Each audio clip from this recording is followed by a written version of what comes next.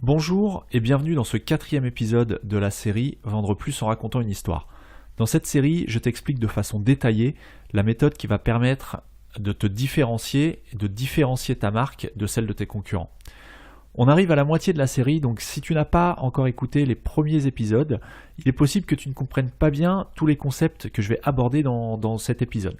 Donc si c'est le cas, je t'invite à écouter les 3 premiers épisodes avant d'écouter celui-ci. Dans ce 4e épisode, je vais t'expliquer comment te positionner en tant que guide aux yeux de tes prospects. L'objectif, c'est de positionner ta marque dans le cerveau de tes prospects comme étant la référence de la résolution d'un problème précis. Plus précisément, on va positionner ta marque comme le guide qui va épauler le héros de ton histoire pour surmonter et résoudre le problème qu'il rencontre. Je suis Johan de Marketing 301.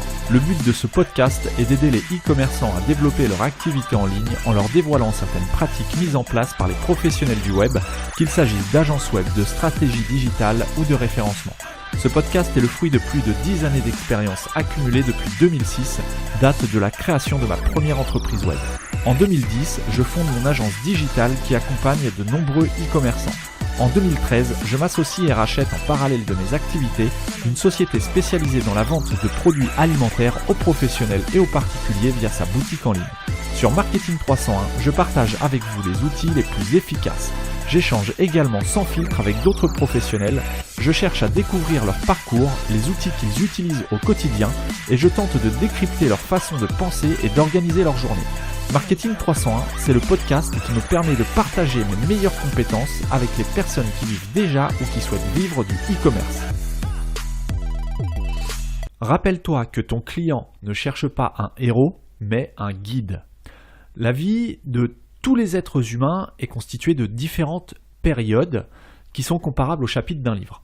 En quelque sorte, tu peux comparer les différentes étapes de ta vie à une succession d'événements qui font de toi la personne que tu es aujourd'hui. Dans ta vie de tous les jours, la notion de guide que je vais aborder dans cet épisode est représentée par les personnes qui t'ont accompagné pour passer les différentes étapes de ta vie. Ce sont par exemple tes parents, ou encore les personnes qui t'ont élevé si tu n'as pas été élevé par tes parents, ou encore ton entraîneur sportif qui t'a appris la persévérance si tu pratiques un sport en compétition par exemple. Ça peut être aussi ton médecin qui t'a appris à vivre avec tel handicap ou telle maladie et qui t'a guidé vers une vie meilleure. Dans un film ou dans une histoire, le spectateur sait inconsciemment que si le personnage central était capable de résoudre à lui seul le ou les problèmes dont il est question dans le film, il n'aurait probablement jamais rencontré ces obstacles. Le guide permet de maintenir l'intérêt de l'intrigue pour le spectateur, car c'est lui qui va aider le héros à surmonter ses problèmes. C'est en quelque sorte le guide qui va aider le héros à traverser les étapes de l'histoire, à passer de chapitre en chapitre, comme on vient de le voir.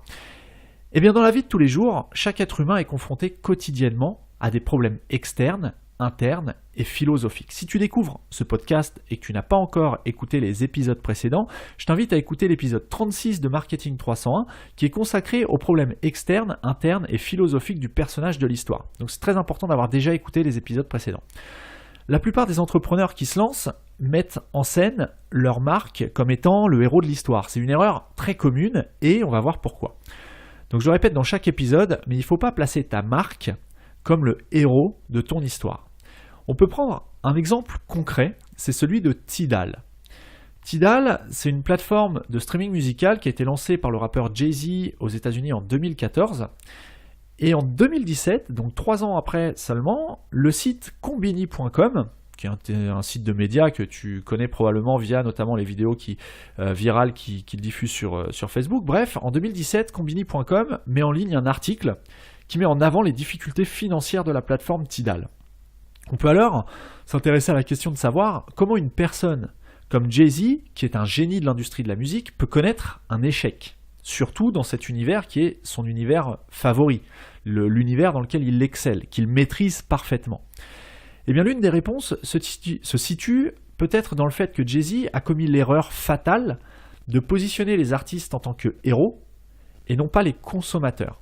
La particularité de Tidal, c'est que c'est une plateforme qui a été élaborée par des artistes pour des artistes. L'idée principale était de se passer d'intermédiaires afin que les artistes puissent toucher un maximum de commissions sans avoir à rémunérer un intermédiaire justement. Donc dans les grandes lignes, le projet est juste génial et permet aux artistes de gagner plus. Mais alors peut-être que le problème, c'est en partie situé, le problème de l'échec, c'est en partie situé dans la communication de Tidal et non pas dans le produit en lui-même. En fait, ce qui s'est passé, c'est que Jay-Z a positionné les artistes comme le héros de Tidal, comme les héros. Lors d'une conférence de presse, il a par exemple déclaré que la musique devrait être gratuite, tout comme l'eau du robinet que chacun consomme au quotidien. Et cette déclaration, justement, qui a eu lieu lors d'une conférence de presse officielle dans laquelle il y avait Jay-Z et les quelques artistes, 16 artistes je crois, dont il y avait qui, non bon, je les ai plus en tête, j'ai pas pris les notes, mais bref, il y avait des artistes très célèbres comme Daft Punk, voilà, c'est ce que je cherchais, il y avait Daft Punk. Ils ont déclaré pendant la conférence de presse différentes choses qui ont eu pour conséquence de déclencher la colère d'une grande partie des internautes qui lui ont répondu que l'eau, même du robinet, n'est pas gratuite, entre guillemets, pour tout le monde. C'est-à-dire qu'elle n'a pas la même valeur, ça ne représente pas la même dépense pour tout le monde, mais elle n'est pas gratuite. Cette déclaration, elle a placé Jay-Z et les autres artistes propriétaires de Tidal comme s'ils étaient au-dessus du peuple, en fait, loin des problèmes du peuple, ce qui, bien évidemment, n'a pas du tout plu au peuple.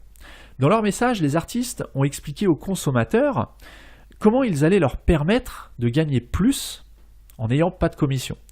Ils ont négligemment placé Tidal et eux-mêmes comme des héros, alors qu'il aurait peut-être été préférable de placer le consommateur en tant que héros, tout en lui expliquant qu'il allait être guidé dans sa consommation musicale par des artistes indépendants de tout label au sein de la plateforme, et donc libre d'épauler le peuple en proposant un service de streaming qui lui permettrait de faciliter, par exemple, l'accès à la musique branchée et de n'importe où. Et c'est ce qui s'est probablement passé dans la tête des consommateurs, c'est qu'ils se sont dit que ces artistes déjà riches essayaient de culpabiliser le public, de façon à vendre encore plus sans intermédiaire et donc de gagner encore plus d'argent qu'ils n'en ont déjà. Et la plateforme, qui est toujours en ligne aujourd'hui, c'est plus que le fantôme d'elle-même et elle est aujourd'hui considérée comme un échec. Alors que le produit, encore une fois, en lui-même, était génial, était parfait. Maintenant, tu peux passer en revue tes supports marketing et voir si le message que tu véhicules à tes clients correspond à celui qui exprime que tu te soucies du problème de tes clients. Si au contraire ton message consiste à mettre en avant, ton message actuel consiste à mettre en avant tes valeurs ou les forces de ton entreprise, eh bien c'est simplement que tu es en train de commettre l'erreur très commune de placer ta marque en tant que héros, tout comme l'a fait Jay-Z. Donc, comme quoi ça arrive même aux meilleurs. Une phrase de Donald Miller exprime parfaitement l'état d'esprit dans lequel il faut que tu sois. Et cette phrase, c'est la suivante. Le jour où ce ne sera plus le succès de ton entreprise qui t'empêchera de dormir, mais celui de tes clients, tu renoueras avec la croissance. Et cette phrase, elle illustre parfaitement ce qui a été fait par Tidal et qu'il ne faut surtout pas faire. L'erreur dont on vient de voir un exemple avec la marque Tidal est due au fait que généralement, quand on veut communiquer sur sa marque, on veut véhiculer l'image d'une marque qui est forte et qui va résoudre des problèmes. On a alors tendance à croire qu'il faut positionner sa marque comme le héros. Et c'est là que se situe le piège. Mais si on prend un peu de recul, dans toutes les histoires du monde, le héros a souvent de nombreuses qualités et certaines forces, on est d'accord, mais généralement, il lui manque les qualités qui vont permettre de surmonter les problèmes qui sont face à lui. Il manque parfois de confiance en lui. Bref, il n'est pas le plus fort, comme on le sous-entend indirectement. Il a des défauts. Et c'est là qu'intervient le guide, qui justement a déjà rencontré les problématiques dont il est question, et c'est le guide qui détient au sein de l'histoire le plus d'autorité, puisqu'il sait comment outrepasser le problème rencontré. Je vais maintenant aborder ce principe d'autorité. Le rôle d'un leader, c'est de guider son disciple et surtout de ne pas se mettre au-dessus de lui. Mais alors tu te demandes peut-être, qu'est-ce qui définit un guide ? Comment est défini un guide ? En tant que chef d'entreprise, tu dois positionner ta marque comme le guide qui va aiguiller ton héros, donc ton client. Mais alors comment faire pour que ton client comprenne qu'il est le héros de l'histoire que tu racontes dans tes messages marketing et que ton entreprise, à travers ta marque, va être en mesure de le guider à résoudre ses problématiques. Pour ça, il faut que tu leur communiques deux choses. 1. De l'empathie et 2. De la légitimité. Et garde à l'esprit que l'un ne va pas sans l'autre. Si tu fais preuve d'empathie mais que tu ne possèdes pas les compétences pour résoudre un problème, ton client verra en toi qu'une marque parmi tant d'autres, et ça pourrait d'ailleurs te desservir en te positionnant dans le rôle d'un potentiel imposteur. A l'inverse, si tu as de la légitimité, que tu étales ton expérience sans empathie, il y a de fortes chances pour que ça n'intrigue pas ton client, que tu ne captes pas son attention et son intérêt, et donc que ton message marketing passe comme un coup de vent. En revanche, en faisant preuve d'empathie et de légitimité, dans ton message, en montrant à ton client que tu comprends son problème et en lui expliquant que tu as déjà résolu ce problème, il comprendra que tu vas pouvoir le guider. Et ça, c'est un tournant dans son esprit. Donc maintenant, comment exprimer ton empathie ? Eh bien, exprimer de l'empathie revient à montrer que tu comprends ton interlocuteur et ça instaure de fait une relation de confiance mettant ton client dans une relation de confiance psychologique en fait. Ce que ton client souhaite par-dessus tout, et c'est la même chose pour tous les êtres humains, c'est être vu, entendu et compris.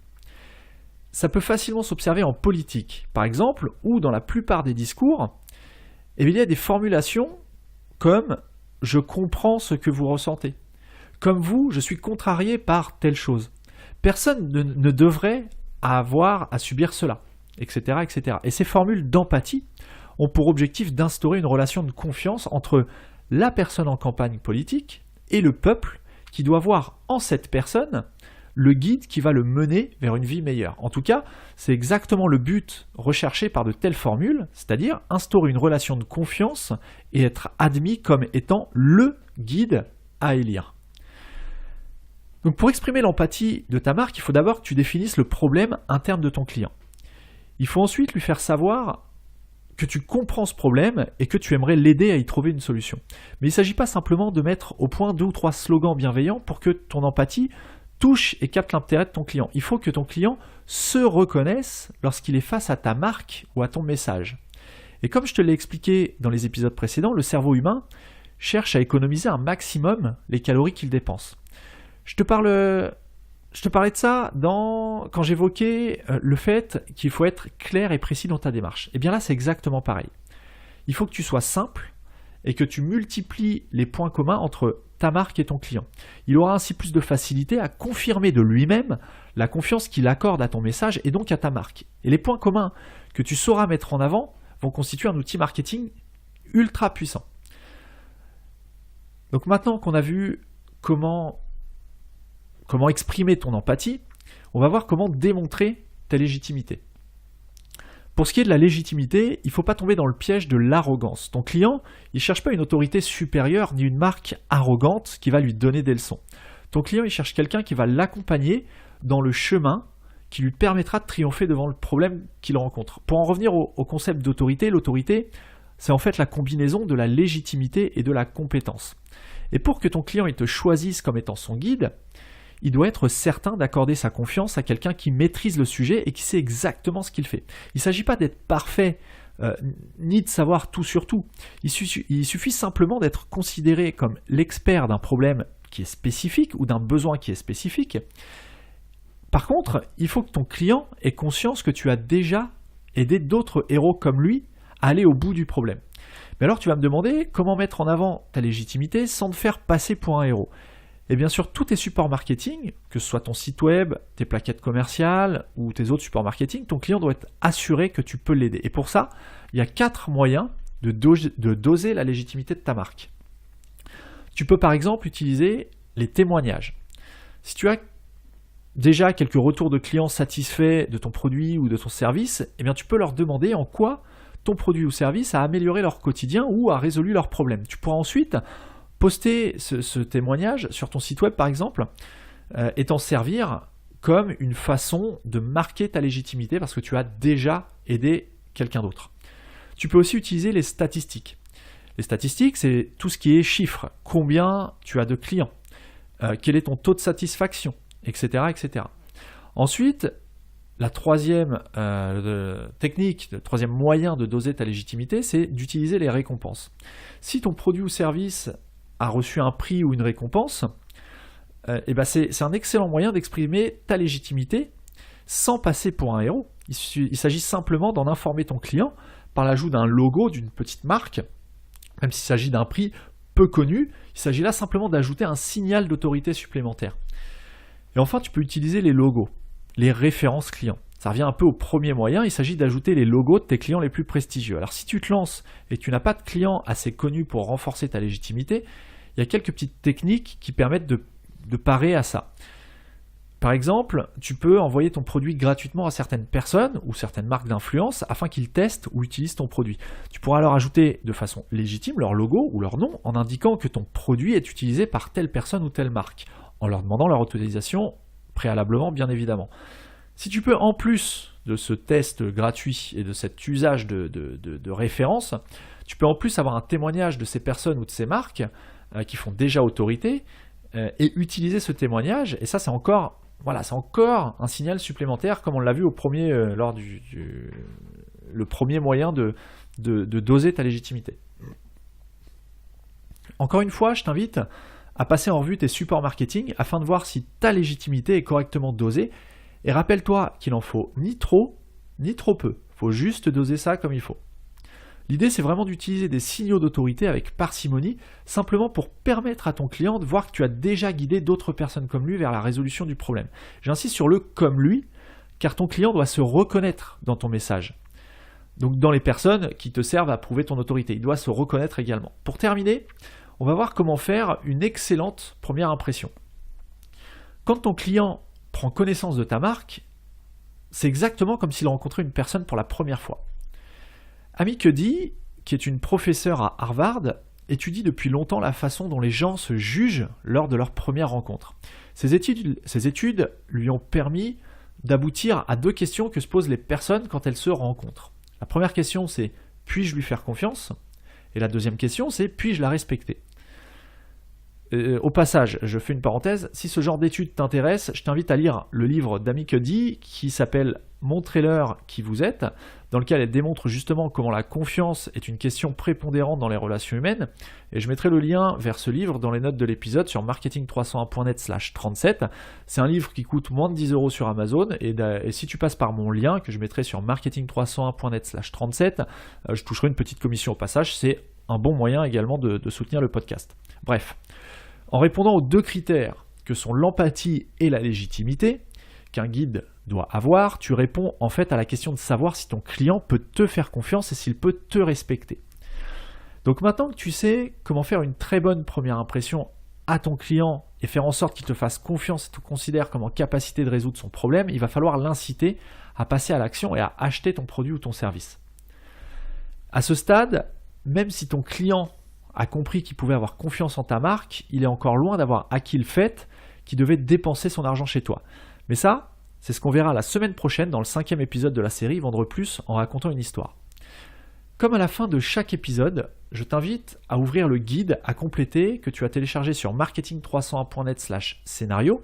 Si tu ne l'as pas encore téléchargé, je t'invite à le récupérer dès maintenant pour pouvoir commencer à écrire l'histoire que tu vas raconter à ton client. Et je t'invite à récupérer ce guide dès maintenant sur marketing301.net/scénario. S-C-E-N-A-R-I-O, comme un scénario. Ensuite, tu vas faire une liste des messages d'empathie que tu pourrais transmettre à tes prospects de façon à ce qu'ils comprennent que tu t'inquiètes de leurs problèmes internes. Ensuite encore, tu vas faire une liste de tous les moyens qui sont à ta disposition et qui te permettent de prouver ta légitimité. Alors tu peux utiliser, comme on l'a vu, les témoignages, les chiffres, les statistiques, les prix ou récompenses, les références clients, etc., etc. Et enfin, dans le guide, sur la page dédiée justement au guide de l'histoire qu'on vient de voir, inscris en noir sur blanc ton meilleur message d'empathie et les moyens de prouver ta légitimité. Et en faisant ça, tu vas avoir franchi une étape supplémentaire qui va te rapprocher vers l'histoire qui, lorsque tu auras écouté les 8 épisodes de la série Vendre plus en racontant une histoire, te permettront de rédiger l'histoire que tu vas raconter à tes clients et mettre sur tes supports marketing de façon à vendre plus. Si cet épisode t'a plu et que tu penses qu'il pourrait aider quelqu'un de ton entourage à mieux véhiculer son message marketing, n'hésite pas à lui partager l'épisode sur Facebook, sur Twitter, par email, via LinkedIn ou n'importe quel autre moyen de ton choix. N'hésite pas à lui partager la série Vendre plus en racontant une histoire, car ça pourrait l'aider à mieux communiquer et tu pourrais lui rendre service, surtout que ça ne te coûte absolument rien de le faire. La semaine prochaine, je vais te parler du plan qui va te permettre de guider ton client vers l'objectif qu'il veut atteindre. Et si tu ne veux pas rater le prochain épisode et pouvoir le consulter dès sa mise en ligne sans attendre qu'il soit disponible sur le site marketing301.net, mais que tu veux le recevoir directement sur ton téléphone, pense à t'abonner sur la plateforme de ton choix, que ce soit sur Apple Podcast, sur Google Podcast, n'importe quelle autre plateforme. Sur ce, je te laisse méditer sur ton message d'empathie et ta légitimité et je te donne rendez-vous la semaine prochaine pour le 5e épisode de la série Vendre plus en racontant une histoire.